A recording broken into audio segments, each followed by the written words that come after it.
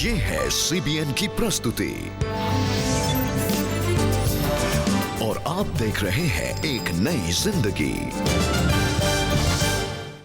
Hello and good morning friends, welcome to एक नई जिंदगी।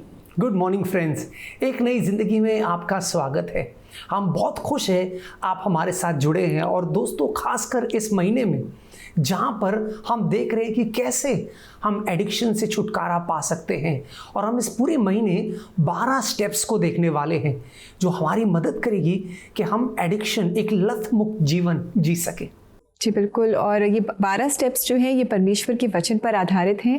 और आज हम स्टेप 8 एंड स्टेप 9 को देखेंगे और जानेंगे कि कैसे इन स्टेप्स को अपने जीवन में अपनाकर हम एडिक्शन से जो राहत का जो रास्ता है, मार्ग है, उस पर आगे बढ़ सकते हैं। यस, लेकिन दोस्तों, इससे पहले कि हम आगे बढ़े, हम आपसे एक गुजारिश करना चाहते हैं। इस समय आप एक पेन और एक पेपर लीजिए, एक कागज़ और कलम लीजिए। जी, आप सोच रहे होंगे कि राहुल आपको एक कागज़ और कलम लाने के लिए क्यों कह रही हैं। वो इसलिए कि आज हम मिलकर एक लिस्ट बनाएंगे, उन लोगों के नाम लिखेंगे जिनको शायद हमने नशे की लत में नुकसान पहुंचाया है। हो सकता है ये हमारे पति हों, पत्नी हों, बच्चे हों, माता पिता हों, दोस्त हों या कोई भी हो। हम इन्हें याद करेंगे और इनके नाम लिखेंगे। यस दोस्तों, ये एक ठोस कदम है, और जैसे आप ऐसा करने वाले हैं, आप देखेंगे परमेश्वर आपको सामर्थ देगा, विश्वास देगा, ताकि आप जाएं और सुलह कर पाएं। जी बिल्कुल, और जब हम इनके नाम लिखेंगे, हम साथ में ये भी लिखेंगे कि हम ऐसा क्या कर सकते हैं, ऐसी क्या भलाई हम इनके जीवन में कर सकते हैं, ताकि जो भी नुकसान हुआ हो हम उसकी भरपाई कर सकें या अपने रिश्ते को दोबारा से इनके साथ मजबूत कर सकें। यस दोस्तों। तो आइए दोस्तों, हम आगे बढ़ते हैं और आज हम आपको मिलाने जा रहे हैं सुधीर से, जो भी एडिक्शन में फंसे हुए थे, लेकिन इन्होंने अपने जीवन में एडिक्शन पर विजय पाई। और आज आपके साथ मिलकर हम इनके जीवन को सेलिब्रेट करेंगे। आइए इनकी कहानी देखें। मेरे 10वीं कक्षा से बाहर होने के तुरंत बाद मैं कॉलेज में पहुंच गया। तभी सब कुछ बदल गया। ये ऐसा था जैसा कि मुझे पंख मिल गए, और आप जानते हैं मैंने धूम्रपान करना शुरू कर दिया। और तब से धीरे धीरे सब कुछ बदलता गया, क्योंकि मैं हमेशा नशे में रहने के लिए एक बेहतर तरीका ढूंढता रहता था। मैंने पीना शुरू कर दिया। मैं समुद्र तट से एक दूरस्थ स्थान पर जाता था जहां पर कोई नहीं होता था, और इस तरह से मेरा जीवन चल रहा था। मेरे पहले और दूसरे इंटरमीडिएट में सब कुछ बदल गया। पोर्नोग्राफी से मेरा परिचय सिर्फ एक छोटी सी पत्रिका से था। मेरा मतलब है कि मेरे लिए बंधन बहुत बड़ा हो गया था, क्योंकि एक समय ऐसा भी आया था जब आपको बस बाहर निकलने के लिए उस हिम्मत की जरूरत होती थी। लेकिन अब ऐसा कुछ नहीं है। जैसे ये आपके हाथ में है, आपके पास, आपके फोन में है और हर जगह है। तो ये एक बहुत बड़ी समस्या है, और मैंने संघर्ष किया, और ऐसी कई चीजें हुई जिसकी वजह से मेरे माता पिता की बहुत बदनामी हुई। लोग आकर मेरे घर पर मेरी शिकायत करते थे। ऐसा लगता है कि ये आपको संतुष्टि देगा, लेकिन आप जानते हैं कि ये आपको कुछ नहीं देता है, क्योंकि इसके साथ अपराध बोध और शर्म जुड़ी हुई होती है जो आपके जीवन में आती है। और कई बार ऐसा होता था कि मैं खुद भी बैठता था और हमेशा सोचता था कि मैं ऐसे क्यों जी रहा हूँ। जब मैं अपने भाई के साथ अरक्कू जा रहा था, वो बहुत संकरा रास्ता था जहाँ 6 से 7 बैलगाड़ियाँ थीं जो जा रही थीं। सुबह 4:30 बज रहे थे और मुझे नींद आ रही थी। बस मेरी आंखें बंद हो गईं, और मैंने जैसे ही अपनी आंखें खोली, मेरे सामने एक बैलगाड़ी थी और मैंने जोर से ब्रेक दबाई। मुझे नहीं पता था कि क्या हुआ। मैं बाइक से गिर गया था और एक पेड़ से जा टकराया, और नीचे गिरने की वजह से मेरी छाती पर चोट लगी थी। मैं मरने की कगार पर था और मैं बोल भी नहीं पा रहा था। जो चीजें मैंने सीखी हैं कि परमेश्वर आएंगे, वो हमारे सहायक हैं, और ये बात मुझे जीवित रख रही थी। मैंने उस दिन प्रार्थना की जब मैं मरने वाला था, प्रभु मेरी मदद करें, प्रभु मुझे इससे बाहर निकालें और मैं आपका काम करूंगा। 2 मिनट के समय में सब कुछ सामान्य हो गया था।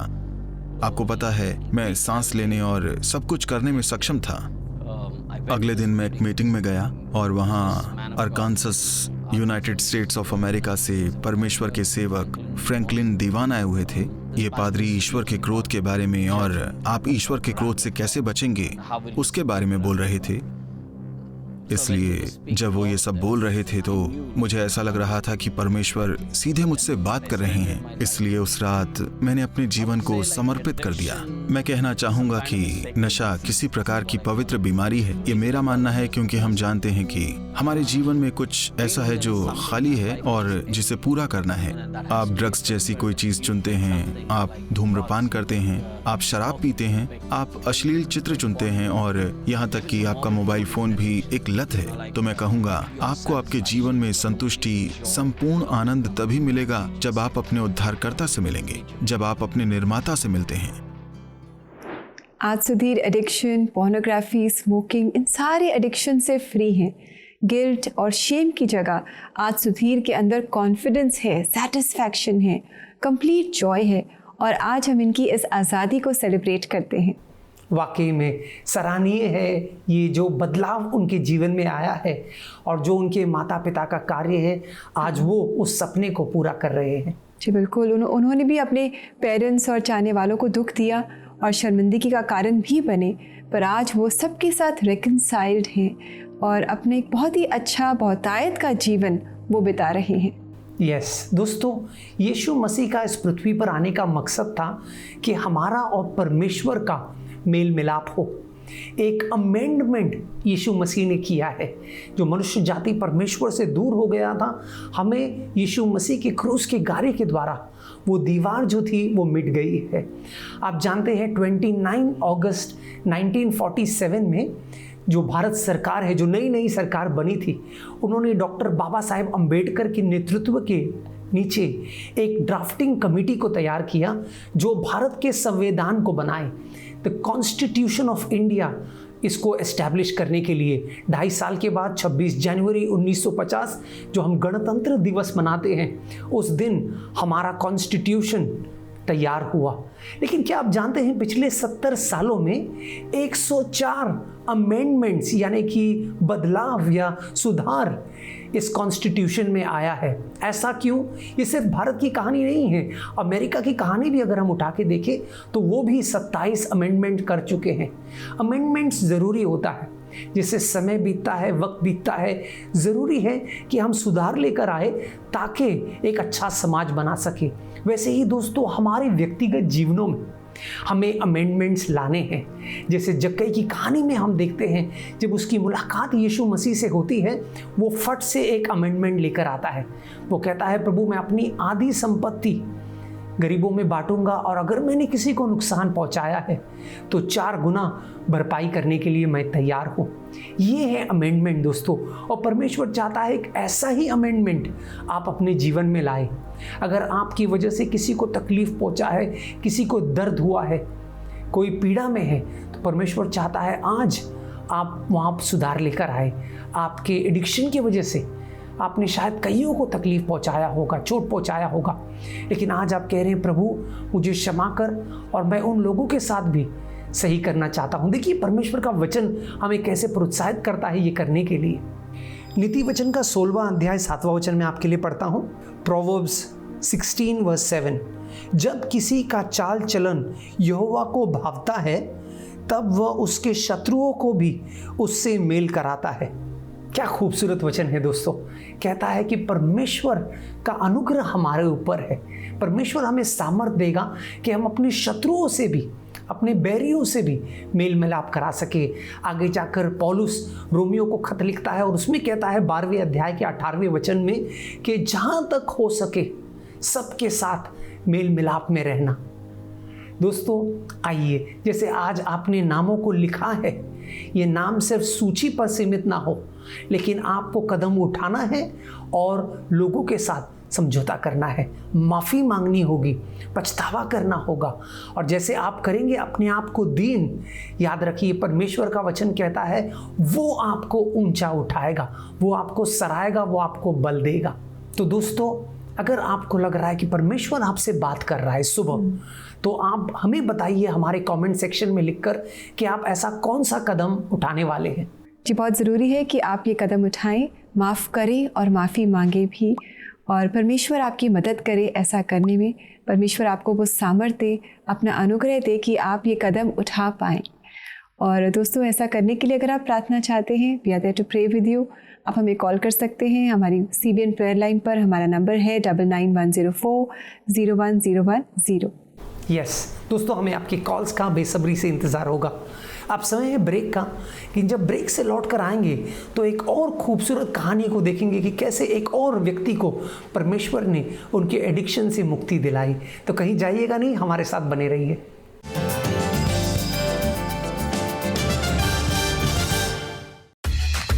क्या आप अपने बच्चों के लेजर टाइम को प्रोडक्टिव बनाना चाहते हैं? Here is what we got for you, the Superbook app. I like the Superbook app because we can watch videos and play games in it. It's a very good tool to keep the kids engaged. It's nice to see him learning about the stories and the characters of the Bible. Learn while you play. तो इंतजार किस बात का? आज ही download कीजिए The Superbook app.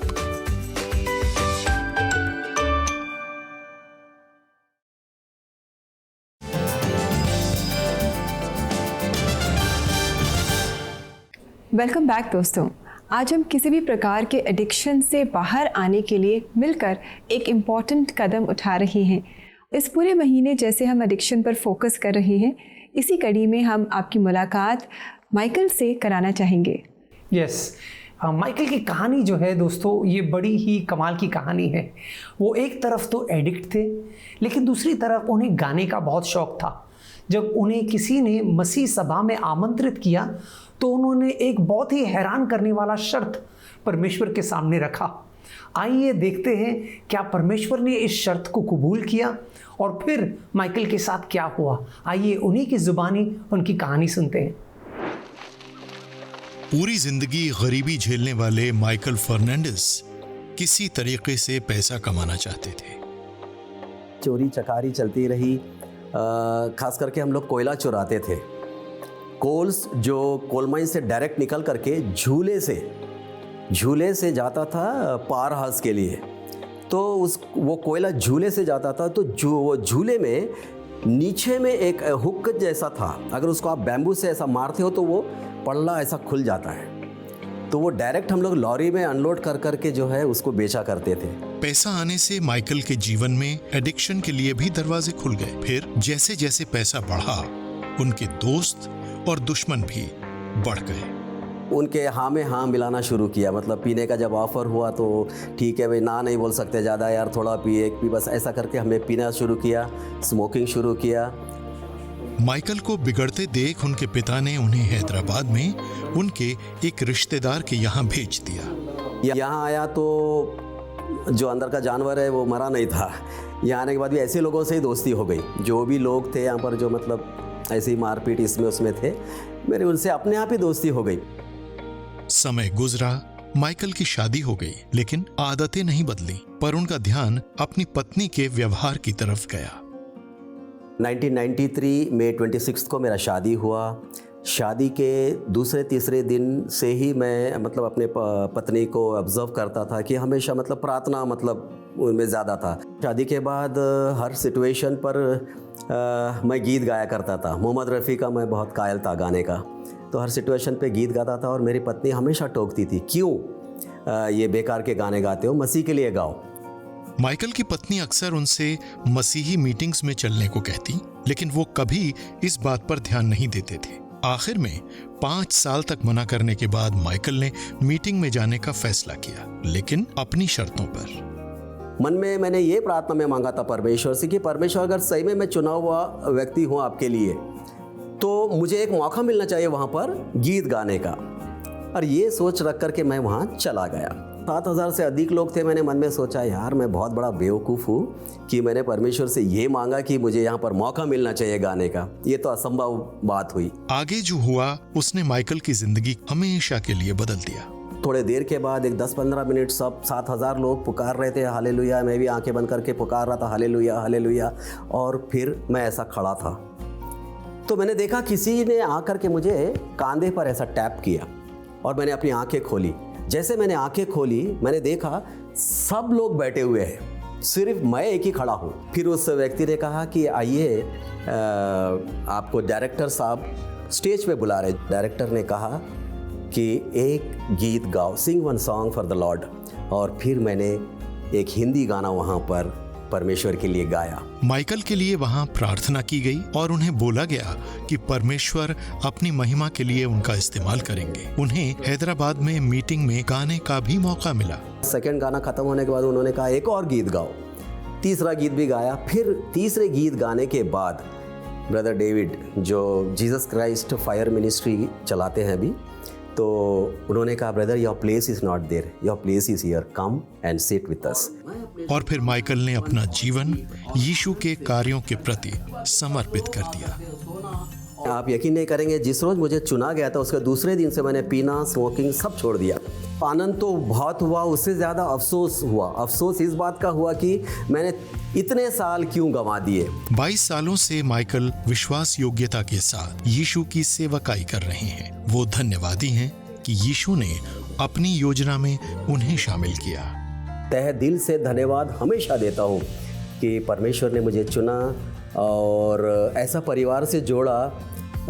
शायद परमेश्वर की योजना ही थी कि परमेश्वर ने जो है मुझे यहाँ पर योना की तरह फेंका इस सूखी भूमि में। मैं जो कुछ नहीं था उस इंसान को परमेश्वर ने तराशा और यहाँ तक पहुँचाया। तो तहे दिल से धन्यवाद परमेश्वर की। क्या खूबसूरत कहानी है रेबेका माइकल की कि कैसे परमेश्वर ने उन्हें इतनी बड़ी भीड़ में भी चुना।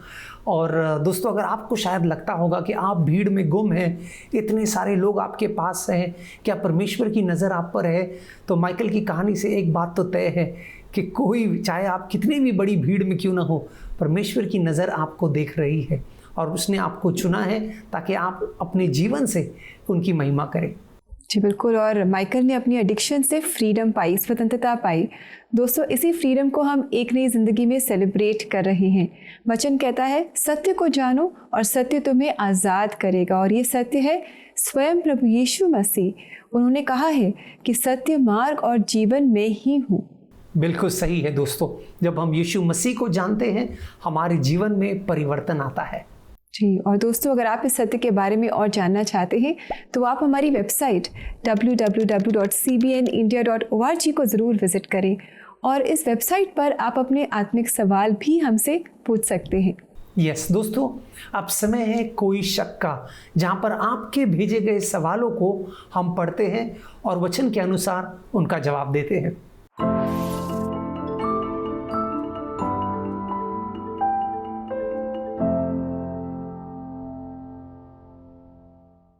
जी बिल्कुल, अब है समय कोई शक का और आइए देखें आज का पहला सवाल जो हमें भेजा है सबिता ने।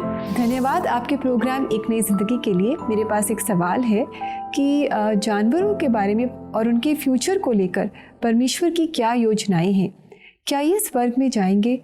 और जो भी तकलीफ़ें और प्रॉब्लम्स ये इस धरती पर एक्सपीरियंस करते हैं, क्या इनके लिए इन्हें भी परमेश्वर से न्याय मिलेगा? क्या बात है सविता, सवाल से पता चलता है कि आप एनिमल लवर हैं, है ना। तो चलिए, आपका सवाल मैं आज वचन पढ़ के दूंगा। यशाया का 11वां अध्याय, और वक्त की कमी होने के कारण सिर्फ एक वचन पढ़ता हूं, आप उस अध्याय को इत्मीनान से पढ़िए। यशाया का 11वां अध्याय 6वां वचन कहता है, उसके समय में भेड़ और भेड़िए शांति से साथ साथ रहेंगे, सिंह और बकरी के बच्चों के साथ शांति से पड़े रहेंगे, बछड़े, सिंह और बैल आपस में शांति के साथ रहेंगे, एक छोटा सा बच्चा उनकी अगुवाई करेगा। क्या खूबसूरत चित्र है ये सविता, है ना। आप खुश हो गए होंगे इस वचन को पढ़ देखकर कि परमेश्वर कहता है जब वो इस नए जहां को बनाएगा तो अब सारे जानवर वहाँ पर रहने वाले हैं।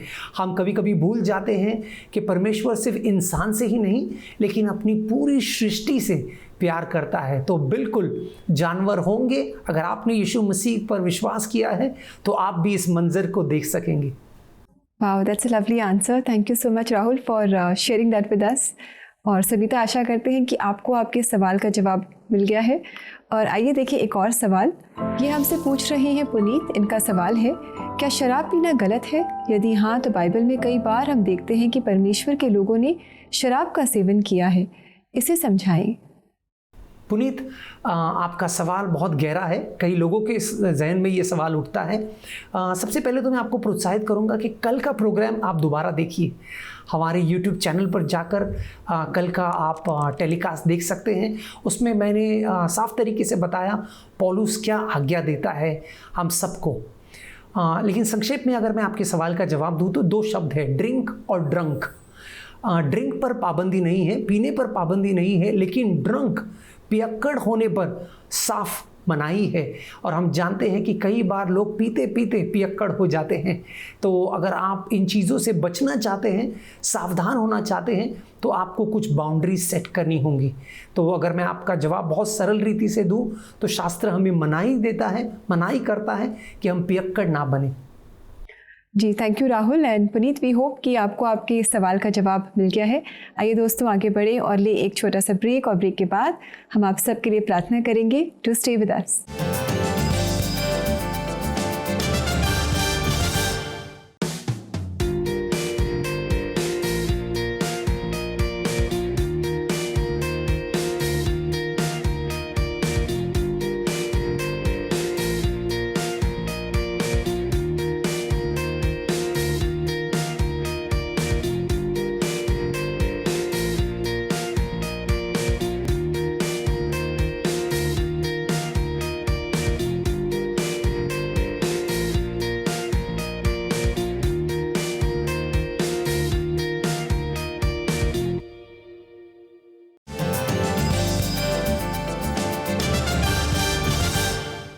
वेलकम बैक दोस्तों। ब्रेक के बाद आप प्रार्थना का समय है और आज हम स्टेप्स 8 और 9 को फॉलो कर रहे हैं। एक लिस्ट बना रहे हैं उन लोगों की जिन्हें हमने शायद जाने अनजाने अपनी एडिक्शंस में, लत में फंस कर तकलीफ़ दी होगी। और आज हम ये कोशिश कर रहे हैं कि हम इनसे माफ़ी मांगें और इन्हें माफ़ भी करें। यस दोस्तों, और ये बिल्कुल आसान नहीं है। इसके लिए हमें परमेश्वर के सामर्थ्य की ज़रूरत है। तो इस समय हम प्रार्थना करेंगे परमेश्वर से कि वो हमारी मदद करे ताकि हम ये कर पाए। आइए दोस्तों, अगर आप कमज़ोर महसूस करते हैं, मेरे साथ जुड़िए और हम मिलकर प्रभु से प्रार्थना करेंगे।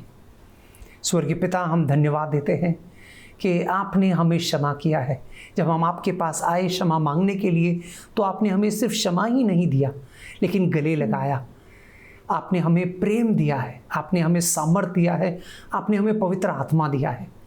परमेश्वर, हमारी प्रार्थना है हमारे सारे प्रिय दर्शकों के लिए, खासकर वो जो स्टेप 8 और स्टेप 9 उठा रहे हैं, उन्हें आपके अनुग्रह का एहसास हो।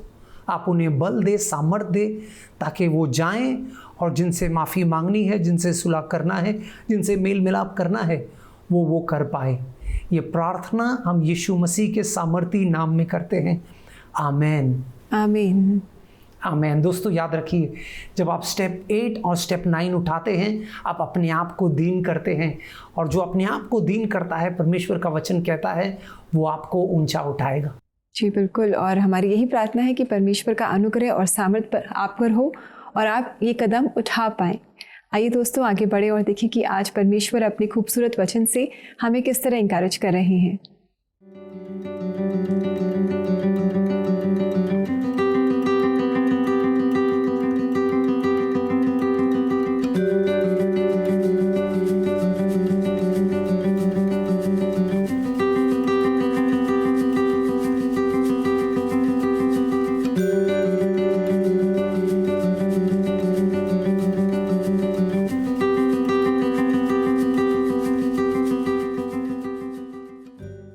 वाह, कितना खूबसूरत वचन है दोस्तों, जो हमें प्रोत्साहित करता है कि जैसे प्रभु ने यीशु मसीह में हमें क्षमा किया है, हमें भी एक दूसरे को क्षमा करना है।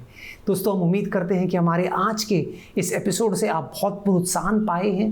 2 खूबसूरत कहानियां हमने देखी, सुधीर की और माइकल की, और देखा कि कैसे दोनों ही को परमेश्वर ने छुड़ाया उनके बंधनों से, और आज दोनों ही एक महिमा, प्रभु को महिमा लाने वाला जीवन जी रहे हैं। बिल्कुल, और यही परमेश्वर है जो आपको भी आपके एडिक्शन से बाहर ज़रूर ले आएगा। बस आप विश्वास में बने रहें और परमेश्वर की मदद से आप इन कदमों को भी उठाते रहें। अब समय है कि हम आपसे इजाज़त लें और जाते जाते grace assembly of God church Faridabad की कॉयर के द्वारा ये गीत हम आपके लेकर आए हैं, सी अ विक्ट्री। और हमारी यही प्रार्थना है कि आप भी अपने जीवन की हर प्रॉब्लम पर, हर एडिक्शन पर, हर चैलेंज पर विक्ट्री पाएँ। तो आप इस गीत को एंजॉय करें, इसका आनंद लें, आशीष पाएँ। हम आपसे कल फिर मुलाकात करेंगे। तब तक के लिए दोस्तों नमस्कार। नमस्कार दोस्तों, stay safe.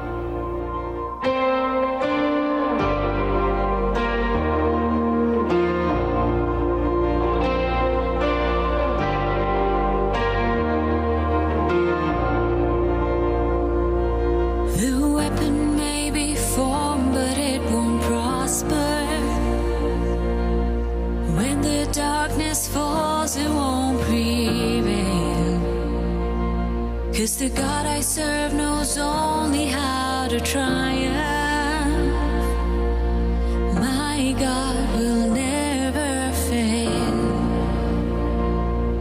Oh, my God will never fail. I'm gonna see a victory. I'm gonna see a victory. For the battle belongs to you, Lord. I'm gonna see a victory. I'm gonna see a victory. For the battle belongs to you, Lord.